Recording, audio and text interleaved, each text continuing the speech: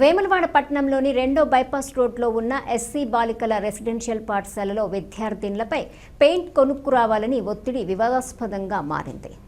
సెలవులు ముగిసిన తరువాత ఆలస్యంగా హాస్టల్కి చేరుకున్న విద్యార్థినులపై ప్రిన్సిపల్ శిక్ష పేరుతో ఒక్కొక్కరు ఒక్కో పెయింట్ డబ్బా తెమ్మని ఆదేశించినట్లు విద్యార్థినులు మీడియా ముందు వెల్లడించారు. ప్రతి విద్యార్థిని 100 నుండి 200 విలువైన పెయింట్ డబ్బాలు కొనుక్కొచ్చారని, చిన్న సైజ్ డబ్బాలు తెచ్చిన వారికి హాస్టల్లోకి అనుమతి నిరాకరించడంతో పాఠశాల వద్ద ఒక్కసారిగా ఆందోళన వాతావరణం నెలకొంది. ఈ ఘట్టపై మీడియాలో వచ్చిన ప్రశ్నలకు స్పందించిన ప్రిన్సిపల్ క్రమశిక్షణ కోసం క్లాస్ రూమ్ పెయింటింగ్ పనుల నిమిత్తం మాత్రమే చెప్పామని వివరణ ఇచ్చారు. అయితే విద్యార్థి సంఘాలు మాత్రం ఈ చర్యను తీవ్రంగా ఖండించాయి. క్రమశిక్షణ పేరుతో విద్యార్థినులపై ఆర్థిక భారం మోపటం తగదు. ఇది పేద తల్లిదండ్రులను ఇబ్బందులకు గురి చేసే చర్య. ఇది పనిష్మెంట్ కాదు, అధ్యాపకుల అరాచకం అంటూ మండిపడ్డాయి.